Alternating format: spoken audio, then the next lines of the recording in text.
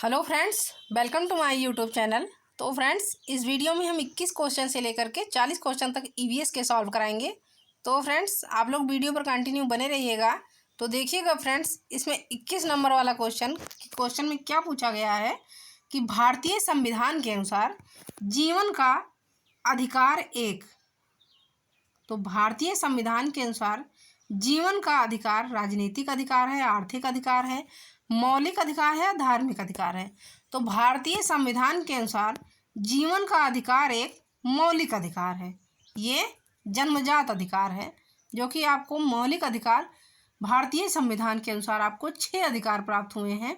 तो ये भारतीय संविधान के अनुसार जो है जीवन का अधिकार जो है एक मौलिक अधिकार है। तो राइट आंसर इसका हो जाएगा ऑप्शन नंबर सी।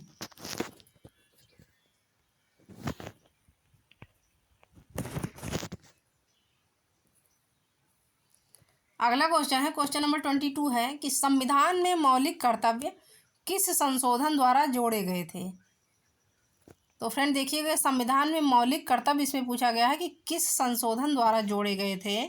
तो 40वां संशोधन, 42वां संशोधन, 44वां संशोधन या 45वां संशोधन। तो संविधान में जो है मौलिक कर्तव्य ये 42वां संशोधन के द्वारा जोड़े गए थे। तो राइट आंसर इसका हो जाएगा ऑप्शन नंबर बी।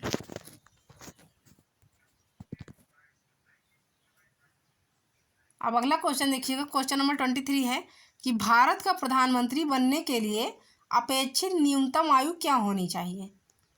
तो फ्रेंड देखिएगा, भारत का प्रधानमंत्री बनने के लिए अपेक्षित इसमें न्यूनतम आयु पूछी गई है, कम से कम आयु पूछी गई है। तो 18 वर्ष होनी चाहिए, या 21 वर्ष, या 25 वर्ष, या 35 वर्ष। तो भारत का प्रधानमंत्री बनने के लिए कम से कम न्यूनतम आयु जो होनी चाहिए वो 25 वर्ष होनी चाहिए। तो सही उत्तर इसका हो जाएगा ऑप्शन नंबर सी।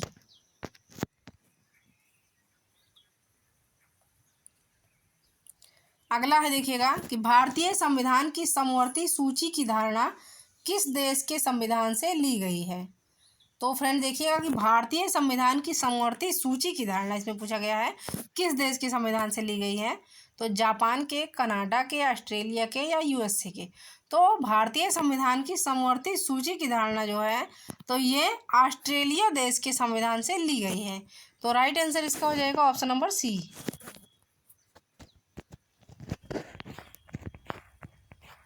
अब अगला क्वेश्चन देखिएगा, क्वेश्चन नंबर 25 है कि त्रिस्तरीय पंचायती राज तंत्र में शामिल है। तो त्रिस्तरीय पंचायती राज तंत्र में इसे पूछा गया है कि शामिल है, क्या शामिल है। तो ग्राम सभा, अंचल पंचायत, पंचायत समिति, उसके बाद भी है कि जनपद पंचायत, तालुका पंचायत या अंचल पंचायत, और सी है कि ग्राम पंचायत, ब्लॉक अथवा पंचायत समिति, अथवा जो है जिला पंचायत परिषद या ग्राम सभा पंचायत समिति, ग्राम सभा पंचायत समिति या जिला परिषद। तो इसमें पूछा गया त्रिस्तरीय पंचायती राज तंत्र में शामिल है। तो ग्राम पंचायत, ब्लॉक अथवा पंचायत समिति, उसके बाद है कि जिला परिषद। तो राइट आंसर इसका हो जाएगा ऑप्शन नंबर सी।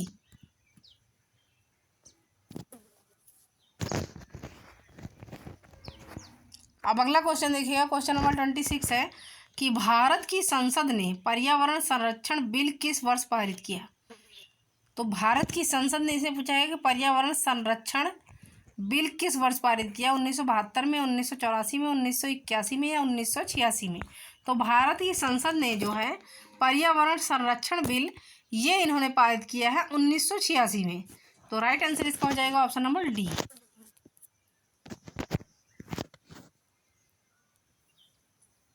अगला है कि सौरमंडल में सबसे गर्म ग्रह कौन सा है। सबसे गर्म ग्रह पूछा गया है कि सौरमंडल में सबसे गर्म ग्रह कौन सा है। तो बृहस्पति है, शनि है, शुक्र है या यूरेनस है। तो फ्रेंड्स, सौरमंडल में सबसे गर्म ग्रह जो है तो वो है शुक्र ग्रह। शुक्र ग्रह जो है तो सौरमंडल में सबसे गर्म ग्रह है, सबसे चमकीला ग्रह है, पृथ्वी के सबसे नज़दीक का ग्रह है तथा इसे पृथ्वी की जुड़वा बहन भी कहा जाता है। तो सौरमंडल का सबसे गर्म ग्रह जो है ये शुक्र ग्रह है। तो राइट आंसर इसका हो जाएगा ऑप्शन नंबर सी। अब नेक्स्ट क्वेश्चन देखिएगा, क्वेश्चन नंबर 28 है कि निम्नलिखित में कौन सा वृक्ष जैविक कीटनाशक का उत्पादक है। तो देखिएगा फ्रेंड्स, इसमें पूछा गया है कि कौन सा वृक्ष जो है जैविक कीटनाशक या का जो है उत्पादक है? तो नीम है, देवदार है, चीड़ है या ओक है? तो राइट आंसर इसका हो जाएगा ऑप्शन नंबर ए कि नीम वृक्ष जो है तो ये जैविक कीटनाशक का उत्पादक है। नीम में जो है तो बहुत सारे औषधीय गुण पाए जाते हैं, इसीलिए जो है नीम को जैविक कीटनाशक का उत्पादक कहा जाता है। तो राइट आंसर इसका हो जाएगा ऑप्शन नंबर ए।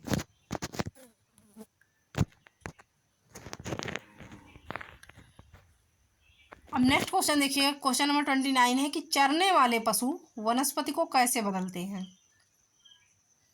तो चरने वाले पशु देखिएगा इसमें कि वनस्पति को कैसे बदलते हैं। तो बीज प्रकीर्णन द्वारा, पर परागण द्वारा, चुनकर चरना या रोग फैलाकर। तो चरने वाले पशु जो हैं तो ये वनस्पति को जो है चुनकर चरना इस प्रक्रिया द्वारा बदलते हैं। तो सही उत्तर इसका हो जाएगा ऑप्शन नंबर सी।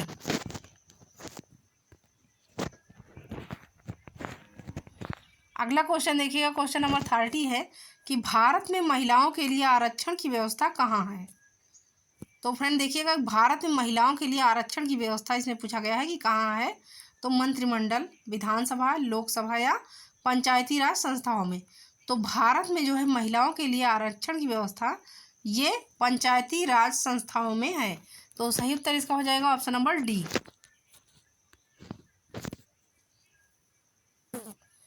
अब नेक्स्ट क्वेश्चन देखिएगा, क्वेश्चन नंबर 31 है कि निम्न में से कौन सा अचल जीव का उदाहरण है? तो फ्रेंड देखिएगा कि इसमें पूछा गया है कौन सा अचल जीव का उदाहरण है। तो काइटन है, लीची है, यूप्लेक्टेला है या इक्निस है? तो इसमें कहा गया है कि अचल जीव का कौन सा उदाहरण है। तो यूप्लेक्टेला जो है तो ये अचल जीव का उदाहरण है। तो सही उत्तर इसका हो जाएगा ऑप्शन नंबर सी।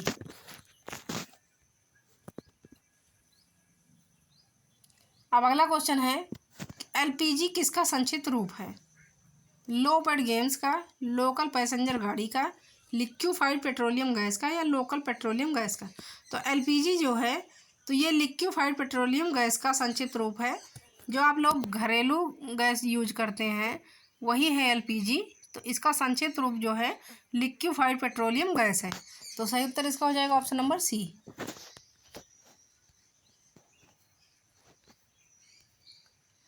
अब अगला क्वेश्चन है कि निम्नलिखित में कौन द्वितीयक श्रेणी का उपभोक्ता है? तो इसमें देखिएगा द्वितीयक श्रेणी का उपभोक्ता पूछा गया है कौन सा है। तो फ्रेंड्स हाथी है, सांप है, शेर है या बकरी है? तो द्वितीयक श्रेणी का उपभोक्ता इसमें पूछा गया है फ्रेंड। तो देखिएगा द्वितीयक श्रेणी का उपभोक्ता जो है तो वो हो जाएगा शेर। तो सही उत्तर इसका हो जाएगा ऑप्शन नंबर सी।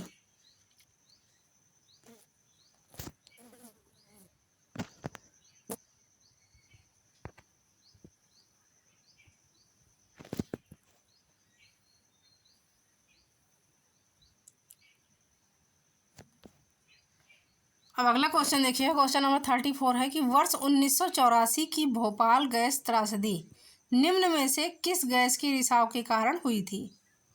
तो फ्रेंड देखिएगा वर्ष 1984 की भोपाल गैस त्रासदी में पूछा गया है कि निम्न में से किस गैस के रिसाव के कारण हुई थी। तो मीथेन के, बी है मिथाइल आइसोसाइनेट के, सी है नाइट्रस आइसोसाइनेट के या डी है कार्बन मोनोऑक्साइड के? तो जो है वर्ष 1984 में भोपाल गैस त्रासदी हुई थी तो ये जो है मिथाइल आइसोसाइनेट गैस के रिसाव के कारण हुई थी। तो राइट आंसर इसका हो जाएगा ऑप्शन नंबर बी।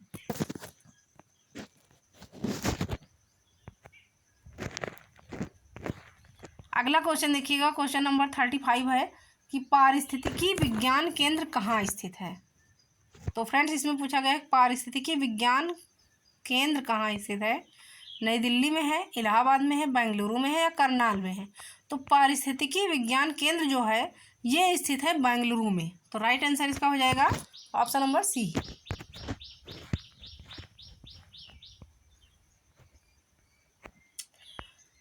अब अगला क्वेश्चन देखिएगा, क्वेश्चन नंबर 36 है कि लोकसभा की कार्यवाही के प्रथम घंटे को कहा जाता है। तो लोकसभा की कार्यवाही के प्रथम घंटे को इसमें पूछा गया है क्या कहा जाता है। शून्यकाल, सार्वजनिक काल, विशेषाधिकार काल या प्रश्नकाल? तो लोकसभा की कार्यवाही के प्रथम घंटे को जो है उसे कहा जाता है प्रश्नकाल। तो सही उत्तर इसका हो जाएगा ऑप्शन नंबर डी।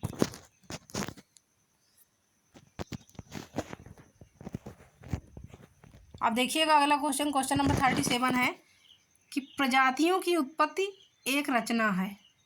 तो प्रजातियों की उत्पत्ति जो है एक रचना है, किसके द्वारा ये कहा गया है? अरस्तू की, चार्ल्स डार्विन की, मेंडल की या रॉबर्ट हुक की? तो प्रजातियों की उत्पत्ति एक रचना है, ये चार्ल्स डार्विन के द्वारा कहा गया है, दिया गया है। तो राइट आंसर इसका हो जाएगा ऑप्शन नंबर बी।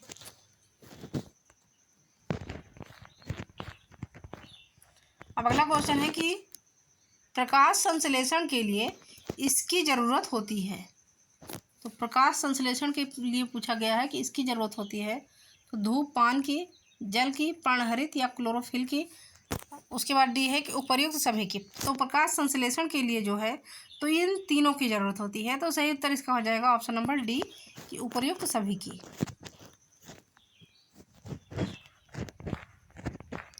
अब देखिएगा अगला क्वेश्चन है, क्वेश्चन नंबर 39 है कि पारिस्थितिकी तंत्र के तत्वों के चक्रण को क्या कहते हैं? तो फ्रेंड देखिएगा पारिस्थितिकी तंत्र के तत्वों के चक्रण को इसमें पूछा गया है कि क्या कहते हैं। तो ए है रासायनिक चक्र, बी है जैव भू रासायनिक चक्र, सी है भूगर्भीय चक्र या डी है भू रासायनिक चक्र।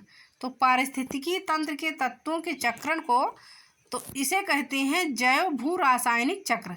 तो राइट आंसर इसका हो जाएगा ऑप्शन नंबर बी।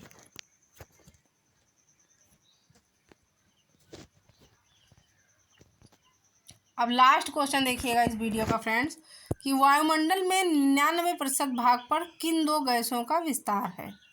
तो वायुमंडल के 99% पर इसमें पूछा गया है कि वायुमंडल के 99% भाग पर किन दो गैसों का विस्तार है? तो ओजोन एवं ऑक्सीजन का, ऑक्सीजन एवं नाइट्रोजन का, कार्बन डाइऑक्साइड एवं ओजोन का या डी है कि आर्गन एवं ओजोन का। तो वायुमंडल के 99% पर ऑक्सीजन एवं नाइट्रोजन का विस्तार है। सबसे ज़्यादा मात्रा में वायुमंडल में नाइट्रोजन गैस पाई जाती है 78% जो है तो वो नाइट्रोजन गैस पाई जाती है। उसके बाद में फ्रेंड्स 21% जो है तो वो ऑक्सीजन गैस पाई जाती है। तो वायुमंडल में जो है 99% भाग पर सबसे अधिक विस्तार में गैस है ऑक्सीजन और नाइट्रोजन। उसके बाद में है 1% के अंतर्गत अन्य गैसें आती हैं। तो देखिएगा इसमें इसका सही उत्तर हो जाएगा ऑप्शन नंबर बी कि ऑक्सीजन एवं नाइट्रोजन का विस्तार वायुमंडल के 99% पर सबसे अधिक मात्रा में है। तो सही उत्तर इसका हो जाएगा ऑप्शन नंबर बी।